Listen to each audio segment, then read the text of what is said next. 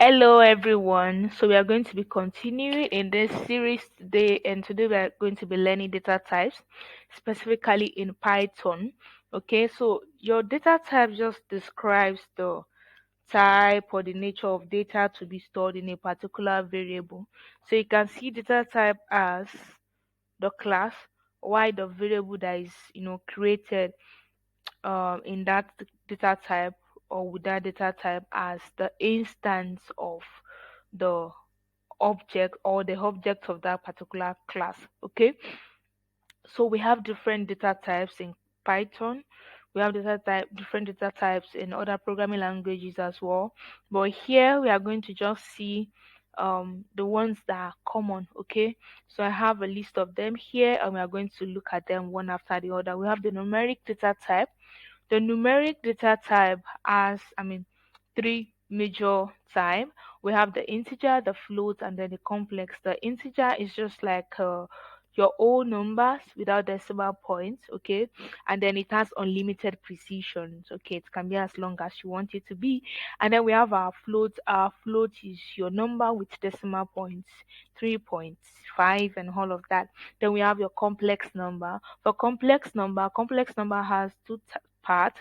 We have the real components and then the imaginary components. We are going to see how to create all of that when we get to the practical section of this particular aspect of the training. And then we have string. Your strings are sequence of characters, okay, combinations or collection of character like your space, your letters, your number, all of that. And then we have list. Now list, if you have heard of arrays in other programming languages, list is just like your array, but here list can allow you to store heterogeneous data in the sense that you can store data of different type. You can store integer, you can store string, you can store which other one, float, and all of that in the same list.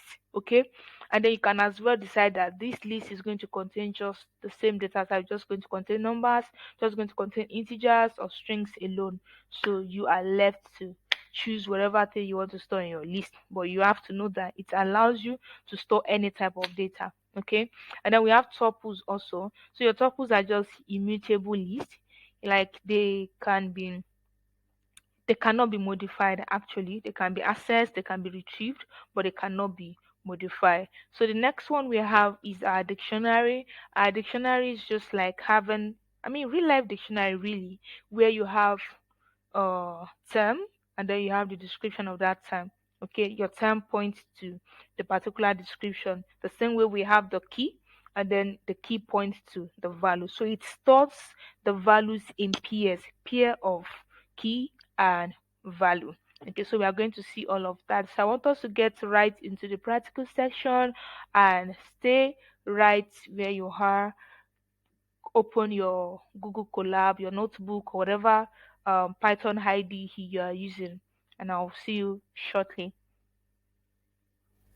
Okay, so as earlier stated, strings are just sequence of characters. So a string can contain letters, can contain numbers, symbols, spaces, and all. And a string value is enclosed within a single quote or a double quote. So whether it's in a single quote or double quote, they actually do the same thing. So let's see an example. Name is equal to my name, Teresa. Then I'm going to print the value. I just say my name is name, and then let's see. I'm expecting to see my name is Teresa. Okay, so what if I change this to single quote? Is there going to be a difference? I doubt. Okay, so it's just exactly the same thing. So you either create your string with a single quote or a double quote. So there are situations where you want to create your string value to be more than one line. So in that case, you use um triple quotes. Should I put it that way? So you do this. I'm coming. So I can say long text is equal to, then I have my three quotes. Here I can see it affecting every other thing. So I will say This is the first line, and this is the second line. Finally, the third line, and then I close my quotes. All right, so everything should be normal now. So I'm going to print that. Print long text. So let's see what we have. All right, so this is just the value of a variable, and you can see we have the text or the value on multiple lines. So that's just the difference. So majorly you create your string with either a single quote or a double quote, but there are situations where you want to create, I mean, multiple line of text or value in your string, and then you can use your um three quotes or double triple quotes. All right, so you can actually, now the thing is, what if I want to create age, and I say age is equal to, even though this is supposed to be a number, okay, I want to print the type of age, then I'll say type of age is, even though 20 is a number, let's see what it's going to bring out. um Type age,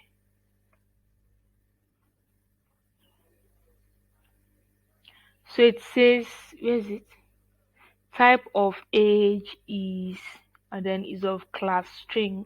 So the thing is, the moment you put anything in a quote, automatically it becomes a string. Actually, it's converted to a string, whether it's supposed to be a number or not. So I just want to establish that as well. So let's move on to see. I've already explained indexing and slicing when we're talking about list earlier, so I'm not going to spend much time talking about square braces, talking about how to use your index and all. We'll just see how to actually index or slice your string. Now, the reason why we can do that is because, like we said, it's just like a sequence of text or a sequence of characters. So you can address each of what you have, each letter, each space, or whatever in your string as a separate value. Okay, so let's see that. Let's start with indexing. So I just want to get in from my name, I want to get the first letter. So I'll say name. Of course, we are used to this already, so I'm not going to waste time, but I just want you to see. Yeah, so I'm just going to print my name in a vertical way. So don't forget number of letters you have so that you don't have to have index error. One, two,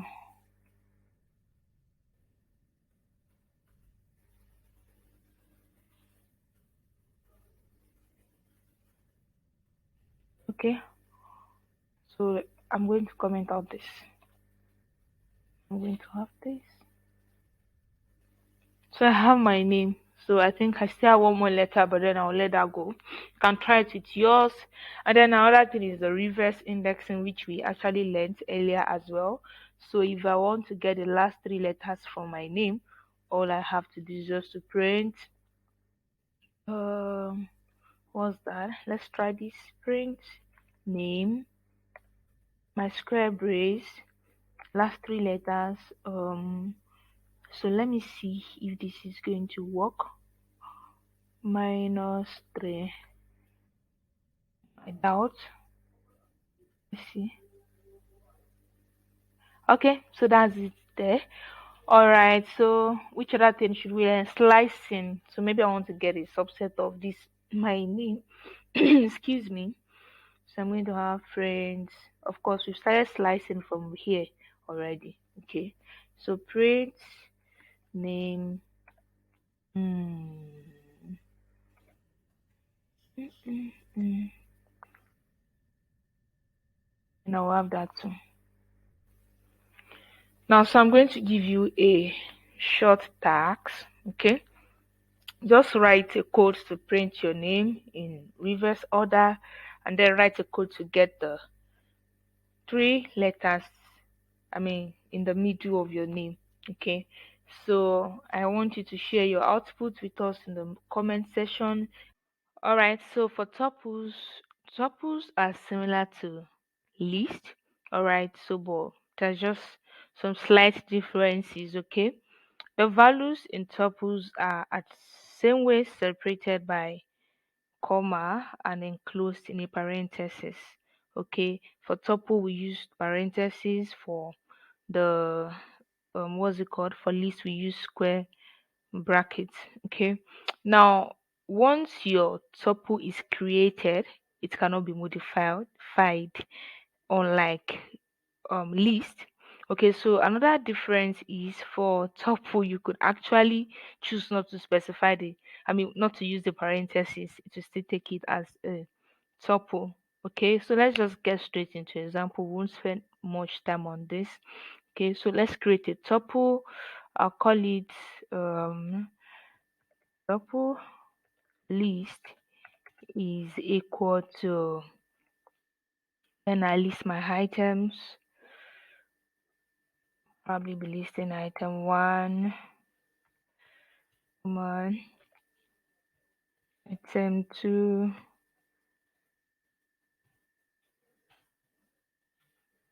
item.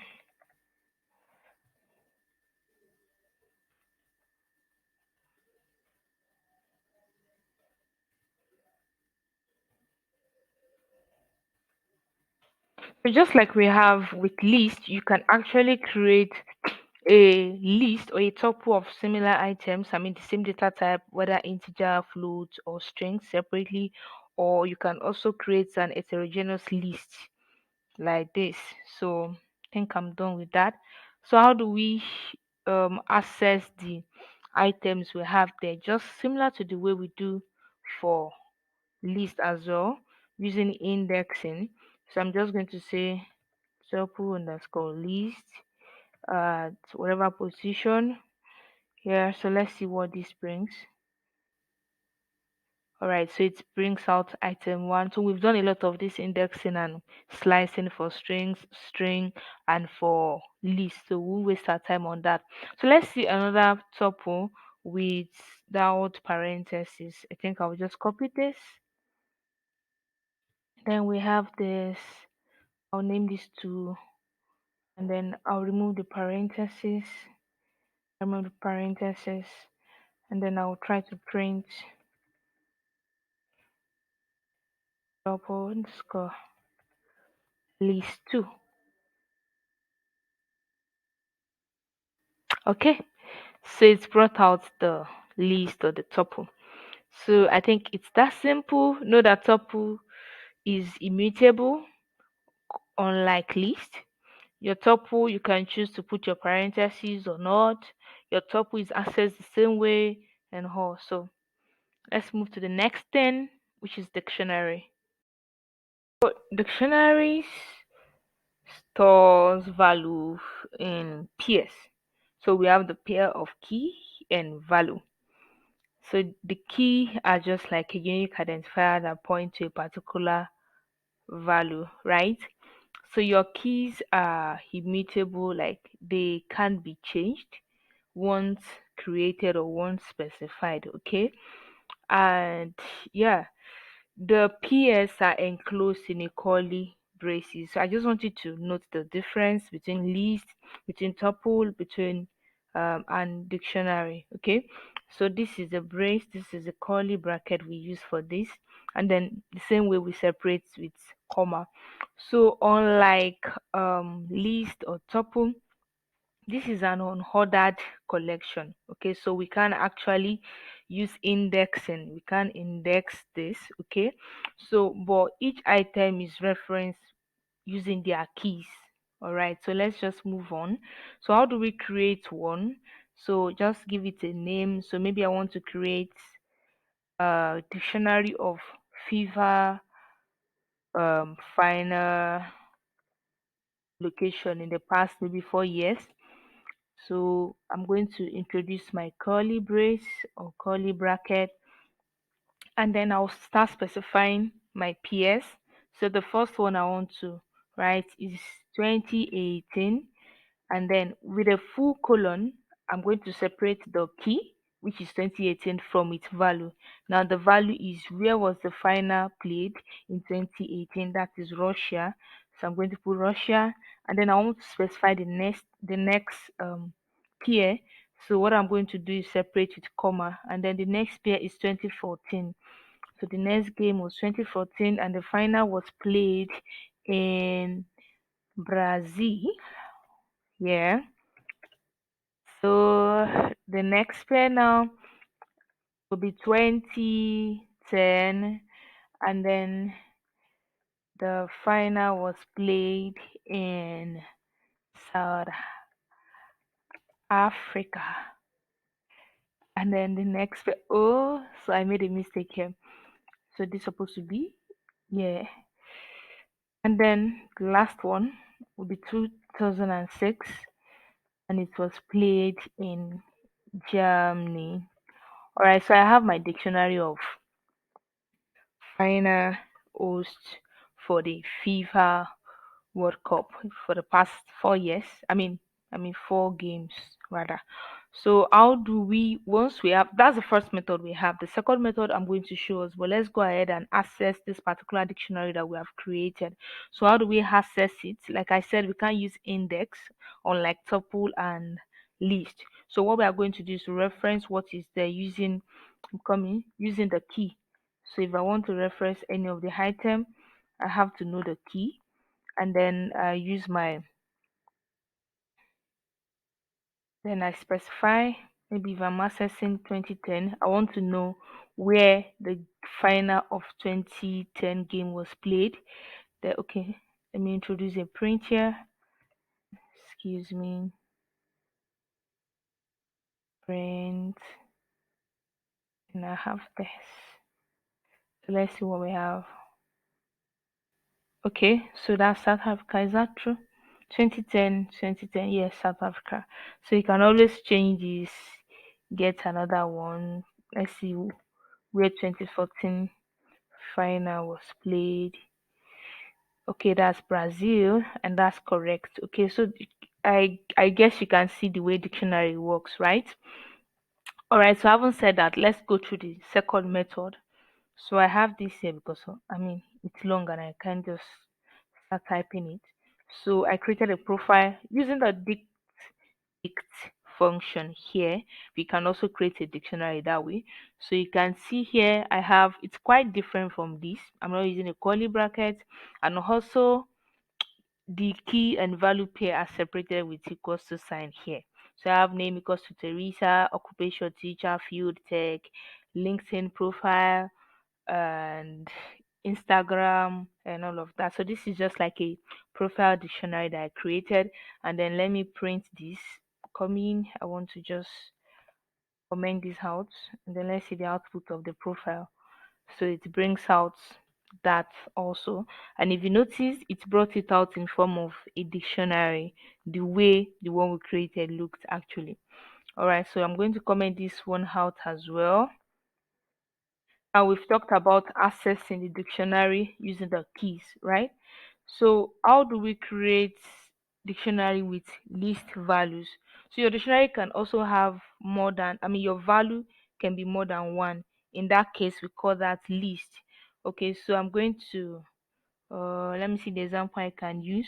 So let's say we want to create list of colors. Yes, I think I have that here already.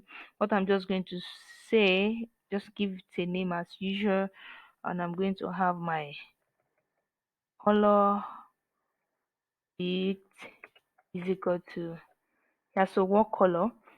So I want to get the colors that start with letter A. Okay, and then I'm going to have my full color. Now instead of just specifying a color, I'll rather specify a list so that I can list all the colors that I know that starts with A. And fortunately, I'm not sure I know any color that starts with A. Okay, maybe aqua, I guess so. I don't know which other one. Haha. Okay, I know that's not the color, but yeah, put something there. Okay, let's see. List of color that start with B. Then I specify my values. This one I know. I have blue, I have black, hmm, I have brown. All right, so I don't want to show myself. All right, so I have that. Let me just print out the list. Then we have color. Let's see what we have. Uh, so we have them here. The same way I could actually reference. So maybe I just want to see the list of color that starts with A. All I just have to do is to specify A, and then I'm expecting to only see aqua and Harrier. So I have that there. Okay. So another thing is, how do we update a dictionary? Once a dictionary is created, can we update the value? Yeah, we can actually update the value, not the key. Like we said, the key cannot be changed once created. Okay, so let's see. How do we do that? The same way, I mean, similar to the way I'm going to copy this. In fact, I'm going to use this dictionary. Then is equal to, I will just copy this as well. Maybe I now remember a color that actually starts with a, I don't want to start searching for what color. I still can't remember any, but I mean, there should be, um, hmm, let me say, let me say Africa, Africa chocolate, late color. So this is a new color, and then I'm going to print this same. Then after the updating, so I'm going to have this after updating. Okay, so let's see what we have in our output. So can we see the list has changed? So you can change the value, but you can't change the key. Okay, so but if you specify a new key, okay, this is what is just going to happen. It's going to see it as though you are creating a new pair. So let's try that actually. Mm, so we have C. Do I have colors that start with C? Do I know? Let me try R. At least I know red. So red and mm, red and what? Hmm. I know only red for now. Yeah, so that shouldn't even be a list, but anyways, in fact, I can choose to not have a list there. So I have that, and then I'm going to print this again, and I will say after adding, I want to just print the entire dictionary to see that new pair. Yeah, so we can see the new pair appears here. So the next thing to learn is how to delete the values from our dictionary. There is a delete function there. So if I specify this and I specify the dictionary name, so let's see, I'm going to use this first dictionary that we had here. So I'm going to do this. So what do I want to delete really? I want to delete the 2006 game, and then I'm going to print this. Print. Okay, I'm going to print here, and then Control C, bring it down, and I'm going to say after. So I actually need to comment this out so that we don't have so much output. All right, so let's see. I believe the 2000. Oh, yeah, I'm printing the wrong thing. I just want to print the entire dictionary really, so that we see that that particular one has been removed. So let's see. Yeah, so we don't have 2006 like we did before anymore. All right, so let's see. What if we want to delete the entire dictionary? The same way, we are not going to specify any key this time. Okay, so I will just specify the name of the dictionary.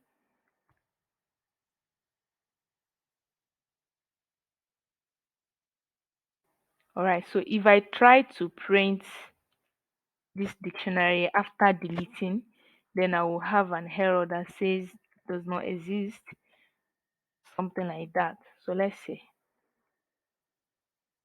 Okay, so name is not defined. All right, so that is it about dictionary, and I hope you've been able to get a thing or two from here as well. Try creating a dictionary. I mean, explore.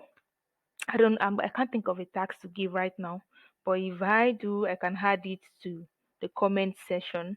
If not, try to create a dictionary of your choice.